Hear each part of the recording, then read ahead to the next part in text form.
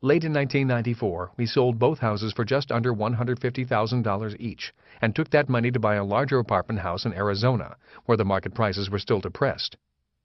Besides keeping our money moving, there are a number of points I would like to point out. 1.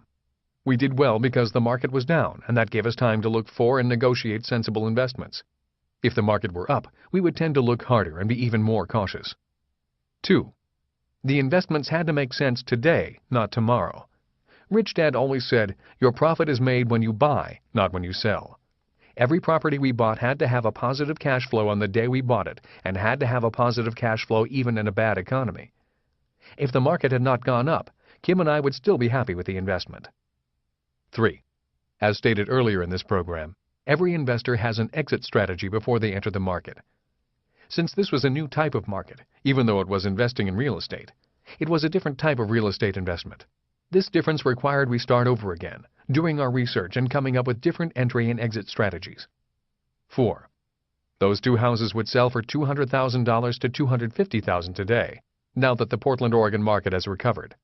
The reason we sold early was to leave some money on the table for the next buyer, also to take advantage of a market that was down and about to move up, in this case the Phoenix market, and because our investment portfolio had changed.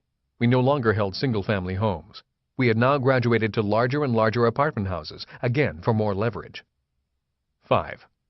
Know the difference between being an investor and a trader. We were investors when we were willing to buy and hold the properties for their cash flow. We were traders when we knew our entry as well as our exit strategy. In other words, an investor buys to hold and a trader buys to sell. If you want to retire rich, you need to know how they are different and how to be both. 6. Kim and I invest for the long term. But to us, investing for the long term does not mean parking your money, leaving it in one big pile, thinking you're diversified when in reality all of your investments are in one vehicle, a vehicle such as mutual funds, and then hoping that the wind does not blow or a fire does not break out. Investing to us means being in the market every day of our lives, gathering more information, gaining more and more real-life experience, and keeping our money moving. I want my money back.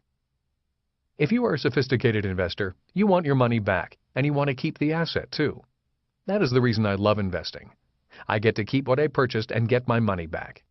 If you can understand this principle of investing, you will understand what the velocity of money means.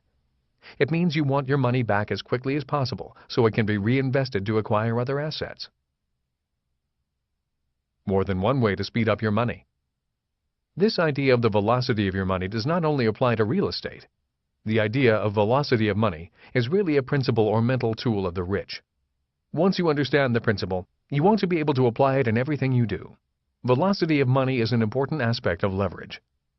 Another way of increasing the velocity of money is through knowing the tax laws and using corporate entities. For example, let's say someone owns a business and also owns part of a second business that invests in real estate.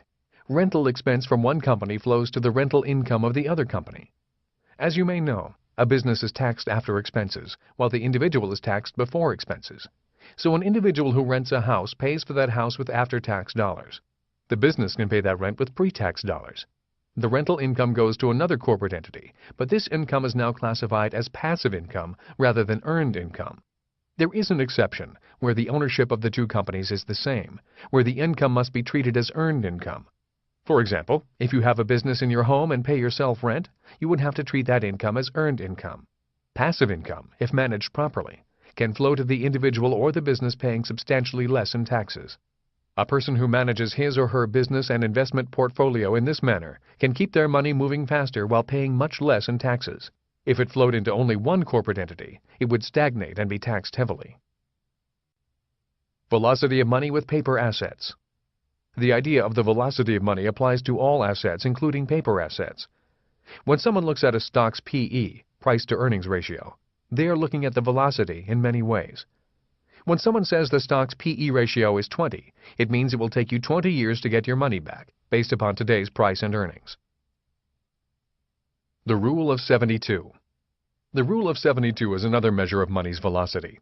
This rule measures the interest, or annual percentage growth of something. For example, if you receive 10% interest on your savings, your money will double in 7.2 years. If your stock is appreciating in value by 5% per year, that means it will take 14.4 years to double your money. If it appreciates by 20% per year, then it will take 3.6 years to double in value. The rule of 72 is simply dividing the number 72 by the interest or the percentage of gain in value to give the relative speed your money will double. Playing with house money. This is one more way an investor can use the velocity of money in their favor, and that is the term playing with house money.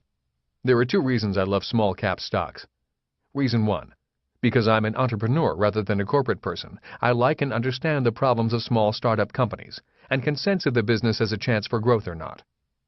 Reason number 2. A small cap stock can double and triple in value much faster than a blue chip stock. Since a small cap stock has a better chance of doubling or tripling faster than many large cap stocks, in the right market conditions, it is easier to play with house money. The following is an example of playing with house money. Let's say you buy 5,000 shares of XYZ company for $5 a share. You now have $25,000 in the market. The market shines on you, and in less than a year, the price of XYZ is now $10 a share. You now have a market valuation of $50,000. A greedy investor will say, the market will keep going up, so I'll hang on. Again, an exit strategy is important before getting into the market. Instead of hanging on and just parking your money, one way to increase the velocity of your money is to simply sell $25,000 worth of stock. That way you still have $25,000 worth of stock, although half the shares in this case, and you have your money back. The remaining shares, which have the $25,000 valuation at that time, is playing with house money. I use this strategy often, but not all of the time. How long are blue chips blue? There is another investment strategy I often hear, and that is to invest for the long term and only buy blue chip stocks. To me, that is an obsolete idea. Again, because it was an idea that worked in the industrial age, but not in the information age. The reason that old strategy is not working is because blue chip stocks are not blue chips anymore. For example, if you had invested in Xerox 20 years ago, you would be hurting today, even though it is a blue chip stock.